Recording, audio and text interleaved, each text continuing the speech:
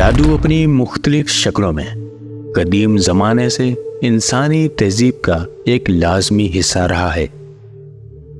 بہت سی قدیم ثقافتوں میں سے جو صوفیانہ طریقوں کے دائروں میں گہرائی تک پہنچی ہیں، کوئی بھی قدیم مصر کی طرح سحر انگیز اور پر اسرار نہیں ہے۔ فرعونوں کی سرزمین اپنے شاندار اہراموں اور بلند و بالا مجسموں کے ساتھ ایک ایسا دائرہ بھی تھا جہاں جادو نے روزمرہ کی زندگی میں ایک اہم کردار ادا کیا۔ اس تلاش میں ہم قدیم مصری جادو کی دلچسپ دنیا کا جائزہ لیتے ہیں، اس کی رسومات، علامتوں اور لوگوں کی زندگیوں پر اس کے گہرے اثرات سے پردہ اٹھاتے ہیں۔ جادو یا قدیم مصری زبان میں حکا ایک بنیادی قوت تھی جس کے بارے میں خیال کیا جاتا تھا کہ وہ کائنات میں پھیلی ہوئی ہے۔ مصریوں کا خیال تھا کہ اس جادوئی قوت کو فائدہ مند اور بددیانتی دونوں مقاصد کے لیے استعمال کیا جا سکتا ہے۔ ایکا نہ صرف منتروں سے وابستہ تھا بلکہ اسے دیوتاؤں، قدرتی دنیا اور افراد میں موجود ایک الہی کائناتی طاقت کے طور پر بھی دیکھا جاتا تھا۔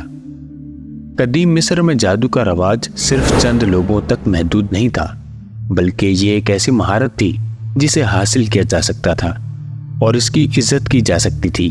جادوگر جو اکثر پادریوں کے ساتھ منسلک ہوتے ہیں، رسومات ادا کرنے اور دیوتاؤں کو پکارنے کا ذمہ دار تھے تاکہ فرد یا برادری کی فلاح و بہبود کو یقینی بنایا جا سکے۔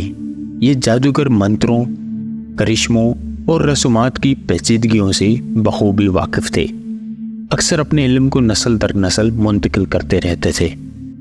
قدیم مصری رسومات میں متعدد جادوئی اوزار اور اشیاء استعمال کی جاتی تھی۔ جادوئی طاقت کی سب سے مشہور علامتوں میں سے ایک آنکھ تھا، ایک کراس کی شکل کی علامت جو زندگی اور لافانی کی نمائندگی کرتی ہے۔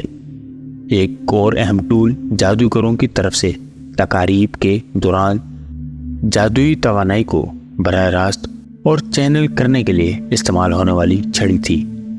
تعویذ حفاظتی منتر کے ساتھ کندہ بدی قوتوں کو روکنے کے لیے توجہ کے طور پر پہنایا جاتا تھا۔ جادوئی منتروں کی سب سے مشہور تالیفات میں سے ایک بک آف دی ڈیڈ ہے۔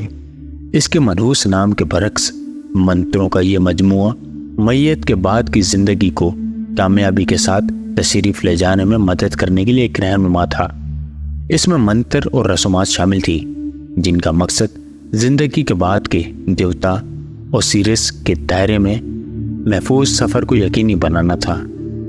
قدیم مصری بھی قیاس کی مشق کیا کرتے تھے، مستقبل یا نامعلوم کا علم حاصل کرنے کا فن، ستاروں کے نمونوں کو پڑھنے، پرندوں کی پرواز کی تشریح اور جانوروں کی اندریوں کا مطالعہ جیسے طریقے عام طور پر استعمال کیے جاتے تھے۔ خوابوں کی تعبیر قیاس کا ایک اور اہم پہلو تھا۔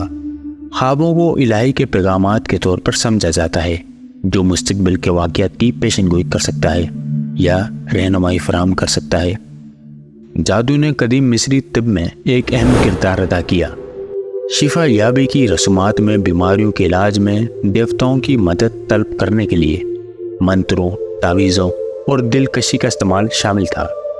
مخصوص شفا بخش دیوتاؤں کے لیے وقف منتر جیسے ایموٹپ ایسے مراکز تھے جہاں افراد جادوئی طریقوں کے ذریعے جسمانی اور روحانی دونوں طرح کی شفا یابی کی کوشش کرتے تھے۔ قدیم مصر کا جادو روزمرہ کی زندگی کے تانے بانے میں بنے ہوئے کثیر جہتی ٹیپسٹری تھی۔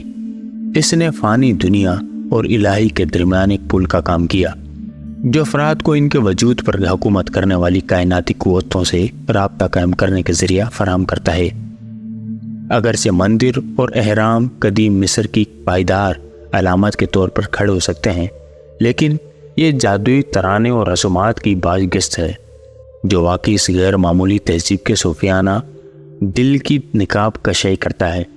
جیسا کہ ہم قدیم مصری جادو کے اسرار کو کھولتے ہیں، ہم ایک ایسی دنیا میں جھلکتے ہیں جہاں دیکھا اور غیب ایک دوسرے سے جڑے ہوئے تھے، اور ہیکا کا تعاقب نامعلوم میں ایک مقدس سفر تھا۔